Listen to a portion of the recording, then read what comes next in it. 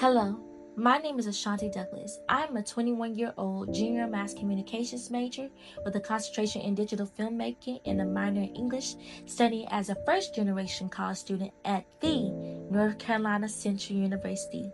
I not only aspire to be both a film writer and director, but believe that the stories we share not only have the power to heal, inspire, but also shape the way in which we view ourselves and the world around us.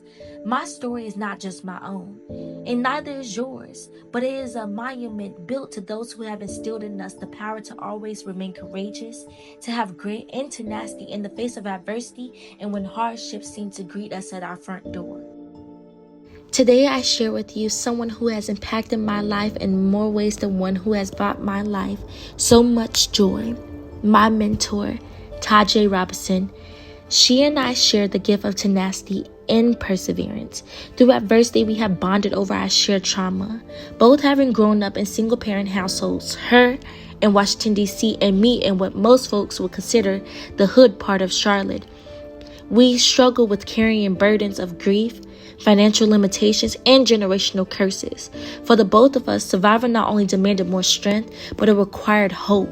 And that hope became our community.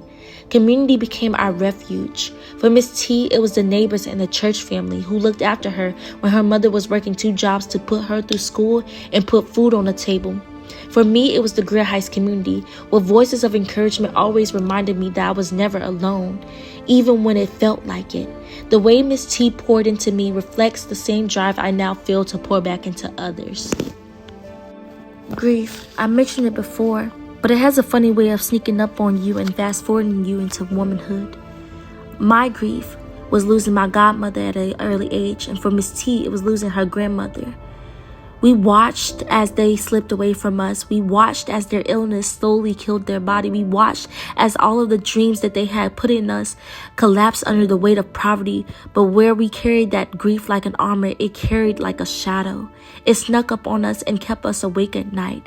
It silenced the noise of those who kept inspiring us to do better and be better, and challenged us to require us to say, what did we want out of life? Who did we want to be? Do we want to be our grief, or do we want to step outside of the shadow and become something more? Many of the wounds that we face today don't just come from us alone, but they are shaped by systems of poverty and racism. A lot of the times, many of Ms. T's struggle and financial instability and illnesses are rooted by generational poverty, systematic negligence, and a world that often tells us we are invisible until we literally have to fight to be seen. Greer Heights, but I am forever grateful for my gift. For both Miss T and I, community is everything. Greer Heights is more than just a neighborhood. It is a lifeline, a reminder that we are stitched together by more than just pain. My gift as a storyteller is to transform grief into light, silence into voice, trauma into testimony. I want the next generation to see that perseverance doesn't just mean surviving, but you can thrive, you can heal, and also rebuild the systems that have tried to break you down time and time again.